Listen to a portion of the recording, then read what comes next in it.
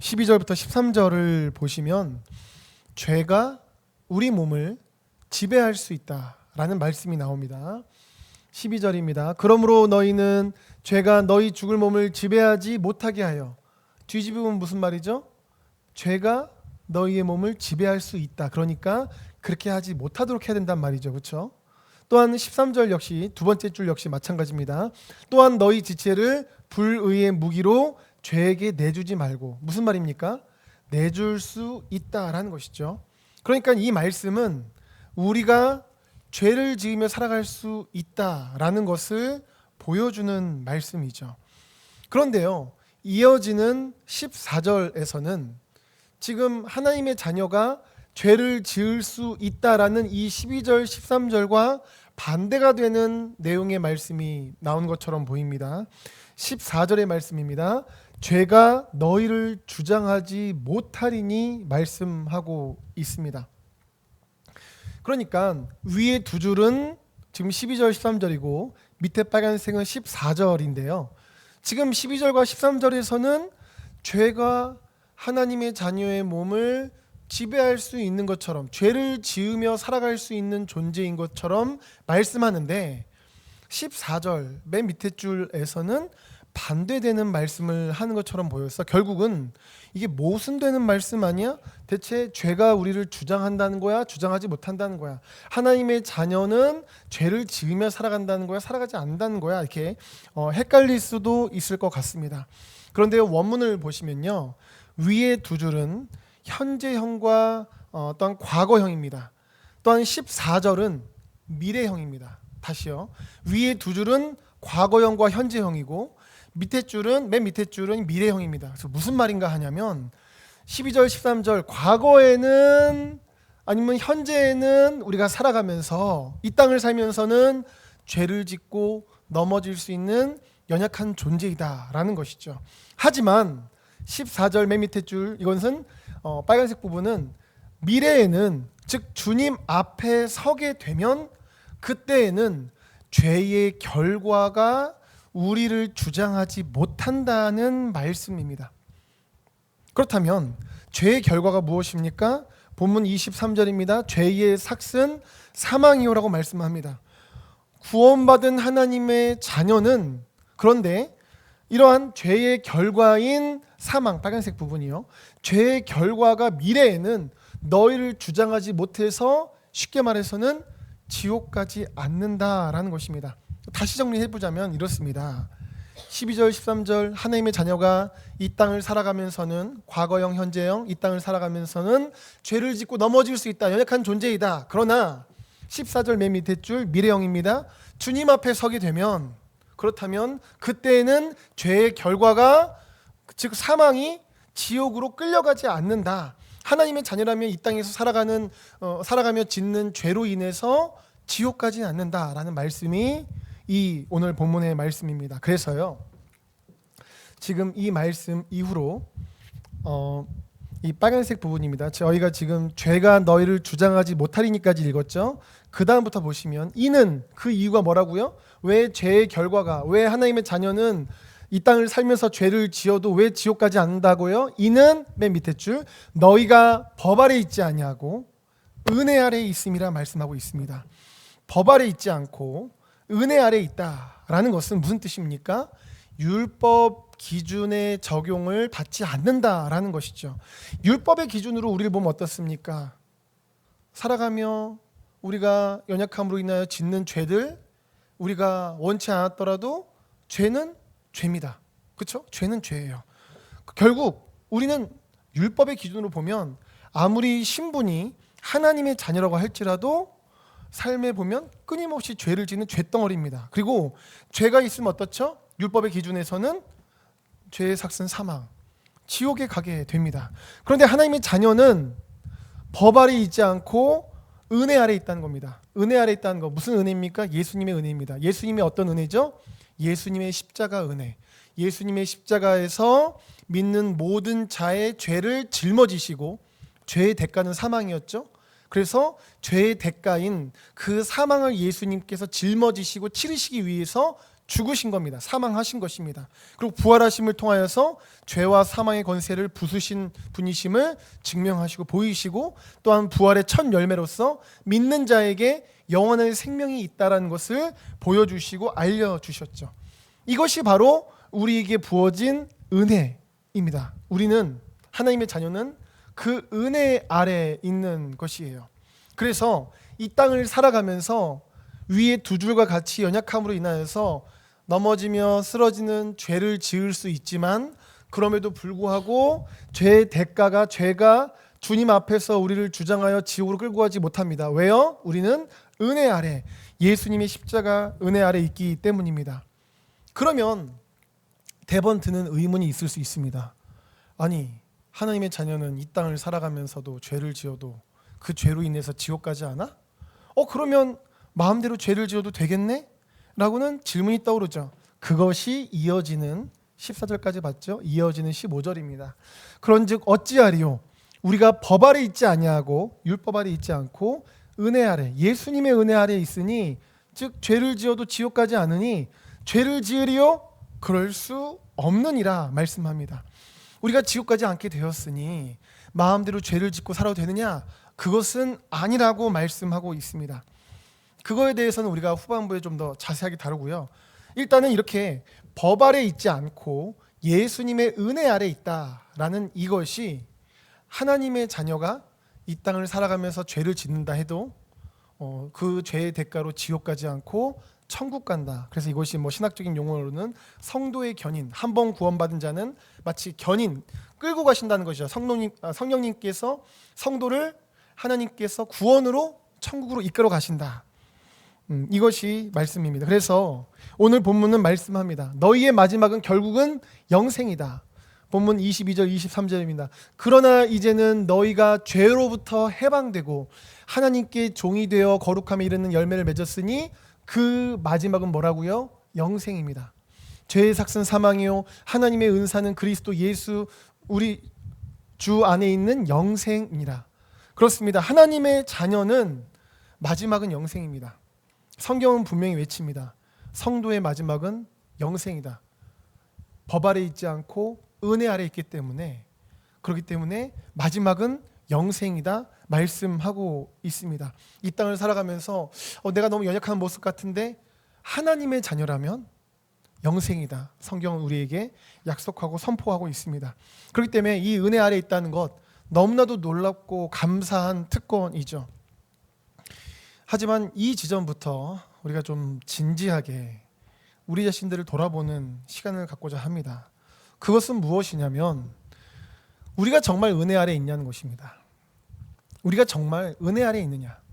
내가 혹시 은혜 아래 있지 않은데 은혜 아래 있는 것처럼 착각하며 살고 있지는 않느냐라는 것입니다. 다른 영혼이 구원받았는가 안 받았는가 우리 자신은 알 수 없습니다. 우리가 함부로 그것을 평가할 문제는 아닙니다. 하나님께서 판단자시기 때문에 하나님께서 하실 일이지, 우리가 누구는 구원받은 것 같아, 누구는 구원 안 받은 것 같아, 이것은 옳지 않습니다. 하지만 성경은 우리에게 말씀하고 있는 것이, 너희 자신을 돌아보고 너희 안에 그리스도가 계신지 확증하라고 말씀하고 있습니다. 그리고 우리 안에 그리스도가 계시지 않으면 버림받은 자라고 말씀하면서 우리 스스로에 대한 구원은 점검해야 될 것을 말씀하고 있습니다. 그러므로 우리 스스로는 돌아봐야 됩니다. 정말 내가 은혜 아래 있는가?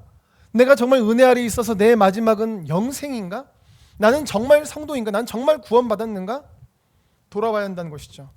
마틴 로이드 존슨은 이렇게 말합니다. 자신이 그리스도인이라고 생각하고 그렇게 믿은 사람이 이 땅에서 오랜 삶을 마치고 무서운 심판대 위에 섰는데 자신이 결코 그리스도인이 아니었다는 사실이 드러난다면 이보다 더 끔찍한 일이 어디 있겠습니까?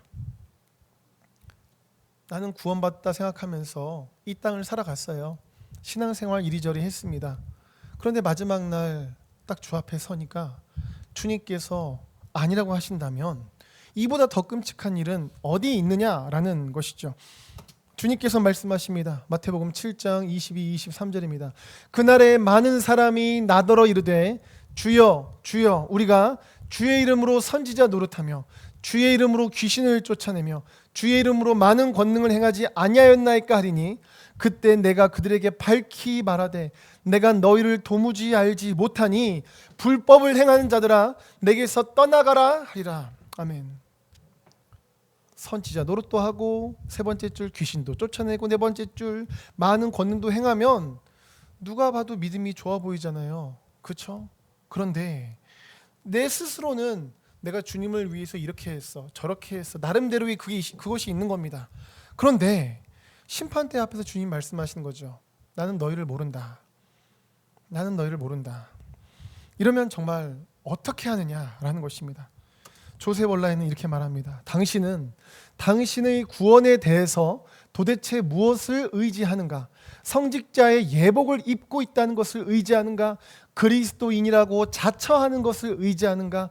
눈에 보이는 교회의 교인임을 의지하는가? 기독교의 핵심 교리를 아는 것, 교양 있고 예의 바른 것, 종교적 의무를 수행하는 것, 깨끗하게 사업하는 것, 죄 때문에 양심의 가책을 느끼는 것을 의지하는가? 주님의 말씀에 근거하여 단언하건대 이런 것들은 하나님의 심판의 자리에서 결코 통하지 않는다. 선한 것이기는 하지만 당신의 회개를 증명해 주지는 못한다. 당신을 구원에 이르게 하지 못한다.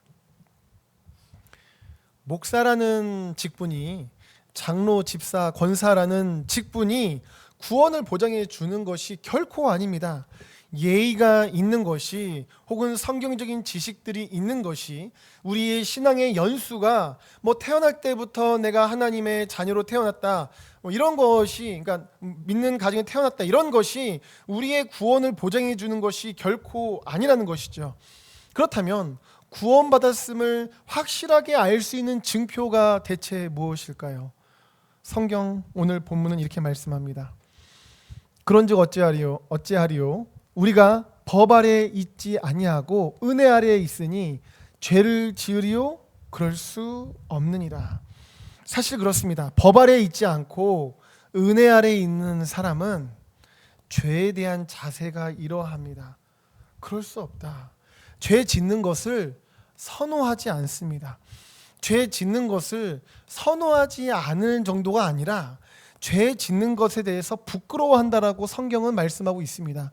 본문 20절 21절입니다. 너희가 죄의 종이 되었을 때에는 의에 대하여 자유로웠느니라.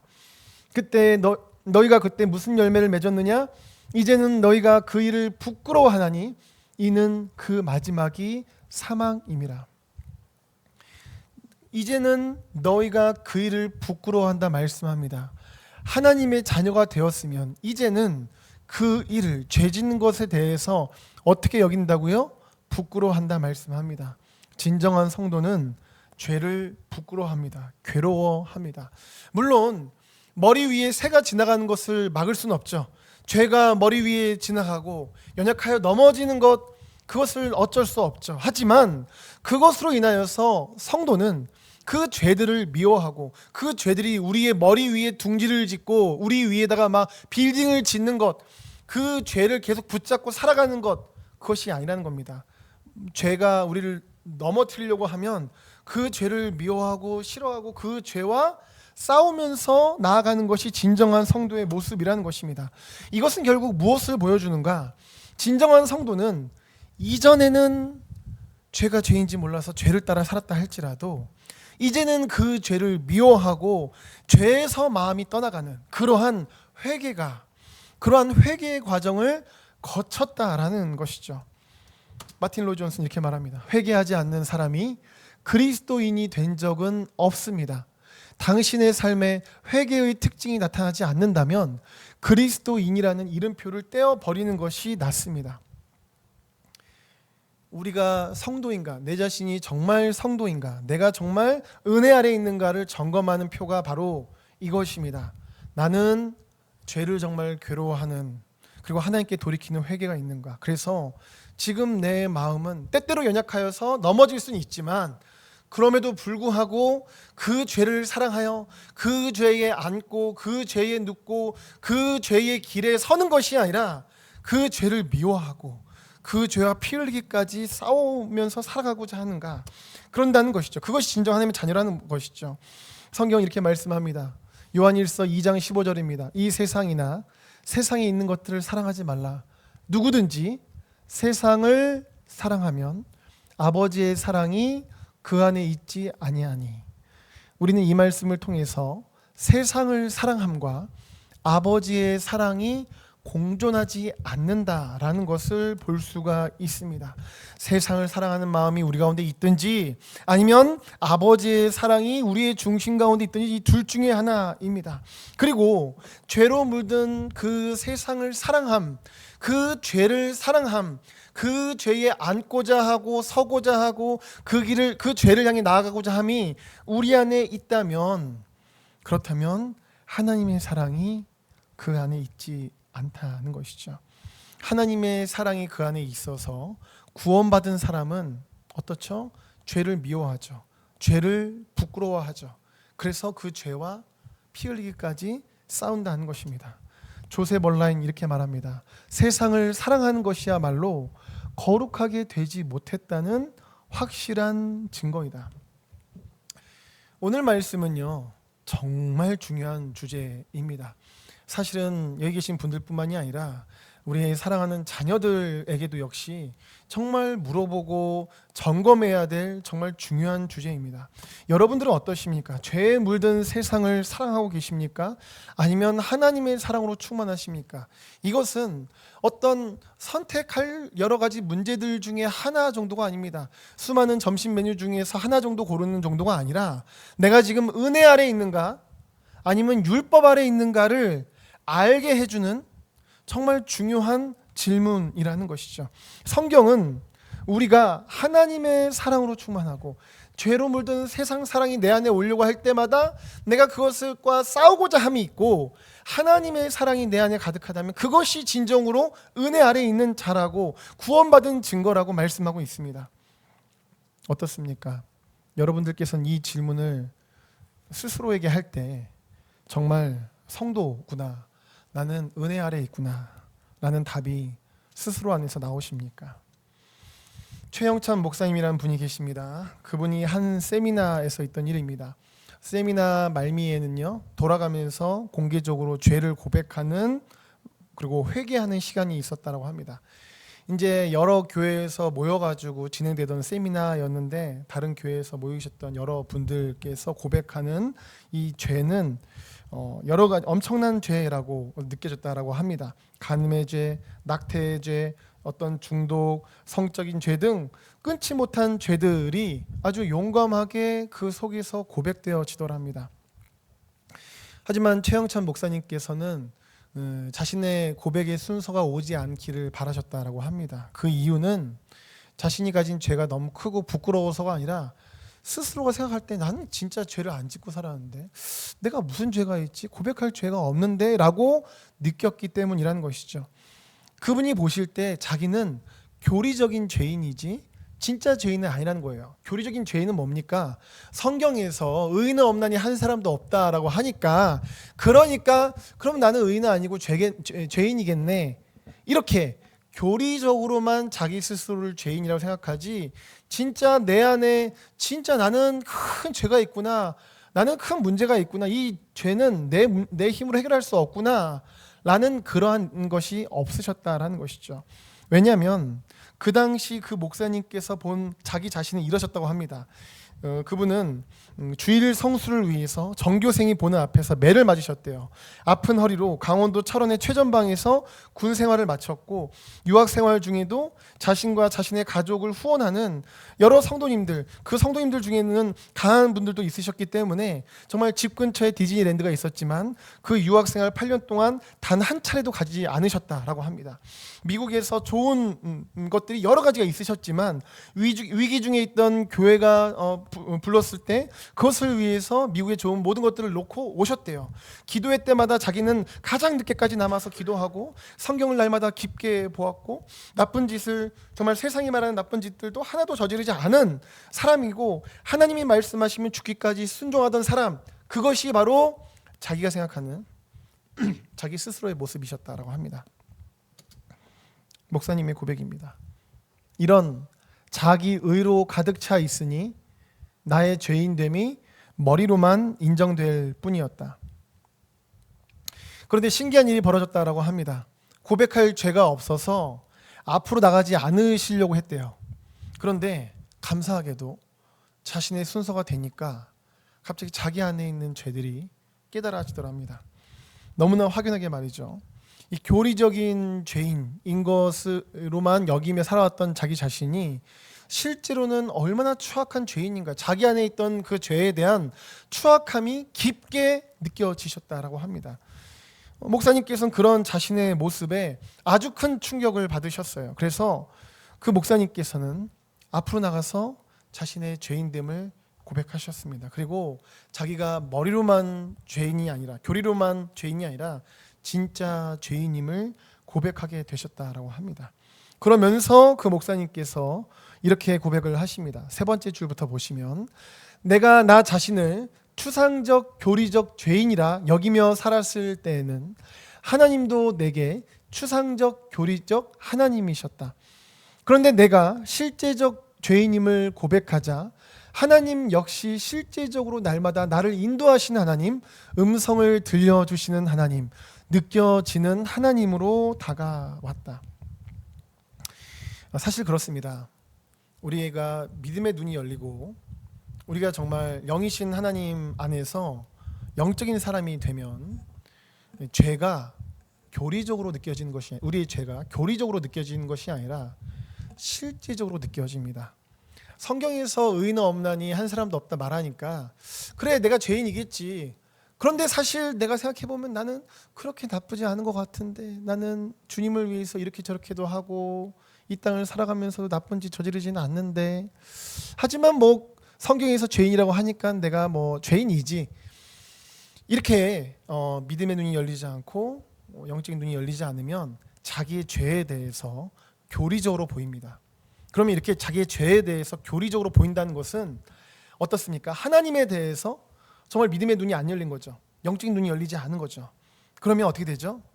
신앙생활이 실제적으로 하나님을 경험하고 누리고 그 말씀의 은혜와 능력 속에 살아가는 것이 아니라 교리입니다. 교리. 아는 겁니다. 그냥 추상적으로 이론적으로 자기의 죄에 대해서 알고 있고, 하나님도 그냥 하나님 계시지 그냥 하고 있고, 그러다 보면 하나님을 실제로 누리며 살아가는 경우가 극히 드물어집니다. 왜냐하면 하나님을 이론적으로 추상적으로 믿을 수밖에 없거든요. 하지만 믿음의 눈이 열리고 영안이 열려서 내 죄가 진짜 죄구나, 이것이 내 마음 깊이에서 진짜 깨달아지고, 그 죄가 이 죄 때문에 내가 진짜 영원히 지옥 갈 뻔했구나 라는 것을 깨달아진다면 하나님에 대해서도 완전 바뀌어버리죠. 예수님의 구원이 얼마나 귀하고 놀라운 건가가 그 가치가 눈이 열려서 바뀌어버리게 되죠. 그러면 하나님이 추상적이고 이론적인 하나님이 아니죠. 실제적인 하나님으로 바뀝니다. 그러면 어떻습니까? 실제로 역사하신 하나님을 믿고 경험하는 사람은 어떻게 하겠죠? 그 역사하신 하나님을 실제로 믿고 따르겠죠. 이 죄에 대해서 실제로 깨달은 사람은 어떻게 살아가겠습니까? 이 죄가 나를 진짜 죽이는구나, 영원히 멸망시키는구나, 인간적으로 볼 때는 달콤한 것 같지만 결국 이것이 나를 영원히 멸망시킬 뻔했구나. 그럼 어떻게 하겠습니까? 이 죄에 대해서 부끄러워하고, 이 죄에 대해서 괴로워하고, 가끔은 넘어진다 할지라도 이러면 안 되지, 내가 이 죄와 싸우고자 이 죄에 머물면 안 되지 라는 것이 진짜 구원받아서 하나님을 하나님으로 믿고 예수님을 구원자로 믿고 죄를 죄로 깨닫고, 그래서 거듭난 은혜 아래에 있는 사람은 이렇게 살지 않겠습니까? 이것이 바로 오늘 이 본문이 말씀하는 은혜 아래에 있는 자의 모습입니다. 그래서 죄에서 돌이키는 회개가 있고, 첫 번째는. 두 번째는 죄가 아닌 하나님을 따르는 순종이 있다, 이것입니다. 그래서 17절 보시면, 18절, 하나님께 감사하리로다. 너희가 본래 죄의 종이더니 너희에게 전하여 준 바 교훈의 본을 마음으로 순종하여 죄로부터 해방되어 의에게 종이 되었느니라. 자, 빨간색 부분입니다. 너희에게 전하여 준 바 교훈의 본, 무엇입니까? 복음입니다. 그 복음을 어떻게 한다고요? 그 다음 줄, 네 번째 줄, 마음으로, 그 중심으로 받아들이는 거예요. 그렇습니다. 은혜 받은 사람의 모습은요, 복음을 순종합니다. 이제 율법적으로 순종하는 게 아니라는 거 아시죠? 네, 율법적으로 순종하는 게 아닙니다. 중심으로 그 복음을 받아들이고 그 복음의 삶의 방식에 자신을 내어 드립니다. A.W. 토저는 말합니다. 당신은 정말 회심했는가? 진지한 태도 없이 가벼운 발걸음으로 그리스도께 나아가 주 예수님, 저는 주님이 구주, 구원자이신 것을 압니다. 저도 주님을 믿어서 구원을 얻고 돌아가려 합니다. 그러나 주님의 주권, 주께 대한 충성과 순종 같은 문제들에 대해서는 차차 생각해 보겠습니다 라고 말씀드리는 것이 당신에게 허락될까? 결코 그렇지 않다. 그리스도께서는 그리스도의 명령을 따르지 않는 자를 구원하실 수 없다. 우리는 반쪽 그리스도를 믿을 수 없다. 우리는 완전한 그리스도를 믿어야 한다. 예수님은 구주, 구원자이시며 주님, 주인님이시다. 우리가 정말 은혜 아래 있다면, 우리가 정말 구원받았다면 예수님을 반쪽으로만 믿은 것이 아니라 온전히 주인님으로 믿게 됩니다. 그래서 그 자신의 삶 속에서 복음을 따라, 주님의 말씀을 따라 순종하고자 한다라는 것이죠. 우리 성도님들께서 한번 스스로의 모습을 돌아봤으면 좋겠습니다. 나는 주님을 반쪽만 따르고 있는가? 그래서 구원자로는 인정하지만 주인 되심을 거부하고 있는가? 아니면 구원자이시며 주님으로서, 그래서 주님을 따르고자 함이 내 중심에, 마음에 있는가 돌아보시길 소망합니다. 때때로 값싼 복음들은 이렇게 말합니다. 순종 필요 없다. 순종은 무슨 순종이냐? 복음만 해서 자유해라. 마음대로 살아도 된다. 순종 같은 거는 그건 율법적인 거야. 이런 말들이 종종 있기도 합니다. 하지만 성경은 하나님의 말씀이 이렇게 말씀합니다. 요한일서 2장 4, 5절입니다. 그를 아노라 하고 그의 계명을 지키지 아니하는 자는 거짓말하는 자요, 진리가 그 속에 있지 아니하되 누구든지 그의 말씀을 지키는 자는 하나님의 사랑이 참으로 그 속에 온전하게 되었나니 이로써 우리가 그의 안에 있는 줄 아노라. 아멘. 자, 맨 마지막 줄부터 보십시다. 우리가 그의 안에 있는 줄을 어떻게 안다고요? 그 기준이 어디 있습니까? 첫 번째 줄, 아노라 하면서 계명을 안 지키는 거. 아니면 세 번째 줄, 그분의 계명, 그분의 말씀을 지키는 거. 그것을 통해서 맨 마지막 줄, 그의 안에 있다라는 것이 드러난다라고 말씀하고 있습니다. 그러니까 행위를 통해서 구원받는다는 것이 아니라 구원받는 믿음, 살아있는 믿음은 행하는 믿음이다라는 말씀과 일맥상통하는 것이죠. 그래서 아까 우리가 마태복음 7장 예수님의 말씀에서도 사람들이 그랬잖아요. 내가 선지자 노릇도 하고 주님을 위해서 이러저러한 것들도 했는데요. 그러니까 예수님께서 뭐라 말씀하십니까? 불법을 행하는 자들아. 무슨 말입니까? 너희가 너희의 행함 속에서 주님께 순종함이 없었다. 즉 너희의 행함에 근원되는 너희의 믿음이 진정한 믿음이 아니었다라고 말씀하시는 겁니다. 그렇습니다. 말씀 순종은 순종으로서 구원받는 것이 아니라 말씀 순종은 구원받은 자의 특징임을 우리는 성경의 말씀들을 통해서 볼 수 있습니다. 언젠가 이찬수 목사님께 어떤 청년이 장문의 이메일을 보내왔습니다. 그 메일을 읽어보니까 이제 그 공동체의 청년인데 이제 너무 힘든 상황 속에 있는 겁니다. 그 청년은 지방에 살다가 서울로 올라왔습니다. 뭔가 해보려고 자영업을 시작을 했어요. 그러다가 일이 잘 안 되고 꼬이기 시작하면서 빚더미에 앉았습니다. 그리고 청주에 계시는 부모님에게까지 도움을 청하게 되었다라고 합니다. 부모님이 가지신 재산이라고는 작은 평수의 아파트 하나뿐이었다고 해요. 그런데 그 청년이 지은 빚 때문에 부모님께서 가진 그 집을 팔아야 하는 가슴 아픈 결과를 가져온 겁니다. 자신의 상황도 너무 힘들지만 자기 때문에 부모님에까지 피해를 끼쳤다라는 생각에 그 청년의 마음이 완전히 무너져 버렸습니다. 그렇게 앞뒤 다 막힌 절망적인 상황을 이 청년이 견딜 수가 없어서 그 청년은 자살을 시도합니다. 목사님께서는 이제 그 청년을 만나서 이런저런 이야기를 나누고 그 청년을 위로해주고 기도해 주었습니다. 그런데 이제 목사님의 마음 속에서는 계속 그 청년을 위로만 해주는 것이 아니라 아예 그 청년의 부모님도 찾아가서 위로해줘라 라는 음성이 들리셨다라고 합니다. 울림이 있었다라고 합니다. 그런데 그때가 어떤 때였냐면 고난주간 특별 집회였다고 해요. 저녁마다 이제 초청된 강사분들이 계셨던 모양입니다.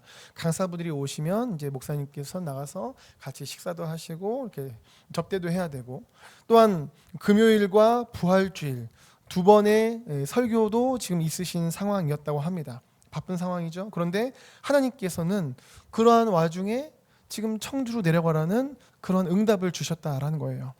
목사님께서는 만약에 다른 어떤 사람이, 누군가가 목사님 청주에 가서 그 부모님을 위로해주고 오세요 라고 했다면 화가 났을 거라고 하십니다. 아니, 내가 지금 얼마나 바쁜지 아느냐, 매일같이 목사님들 만나고 특별히 금요일과 주일 지금 두 번의 설교를 준비해야 되는 상황인데 어떻게 하느냐, 이렇게 화를 내셨을 거래요. 그런데 하나님께서 그 마음을 주시니까 뭐 누구에게 화를 내겠습니까?